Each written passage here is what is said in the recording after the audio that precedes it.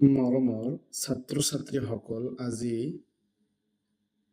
আমি চিৰ ব্যৱহাৰটো কেনেকৈ কৰিব লাগে সেইটো আমি আলোচনা কৰিম। যেনেকুৱা কিছুমান ঠাইত চিৰ পিছত এ, অ আৰু ইউ থাকিলে তাৰ উচ্চাৰণটো কেনেকুৱা হ'ব, আৰু কিছুমান ঠাইত চিৰ পিছত যদি ই, আই, ৱাই থাকে তেনেহ'লে তাৰ উচ্চাৰণটো কেনেকৈ হ'ব, এইটো বিষয়ে আমি কথা পাতিম। ভিডিঅ'টো ভাল লাগিলে তোমালোকে শ্বেয়াৰ কৰিবা। যেনেকুৱা এইটো পদ্ধতিত দেখুওৱা হৈছে, চিৰ পিছত যদি এ, অ আৰু ইউ থাকে তেনেহ'লে চিৰ উচ্চাৰণটো কৰোঁতে কৰ নিচিনা হ'ব।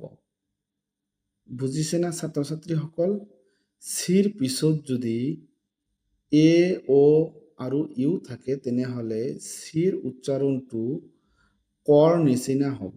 যেনে কেট, ইয়াতে চিৰ পিছত এ আহিছে, ইয়াৰ উচ্চাৰণটো কৰ নিচিনা হৈছে। যেনেকুৱা কেট মানে মেকুৰী, তাৰপিছতো দিয়া হৈছে কাউ, COW, কাউ মানে গৰু, তাৰ পিছতো দিয়া হৈছে CUP, কাপ, কাপ মানে কাপ। তেনেহ'লে আমি ইয়াতে এটা বস্তু শিকিলোঁ যে চিৰ পিছত যদি এ, অ আৰু ইউ থাকে তেনেহ'লে চিৰ উচ্চাৰণটো কৰ নিচিনা হ'ব। বুজিলানে মৰমৰ ছাত্ৰ-ছাত্ৰীসকল?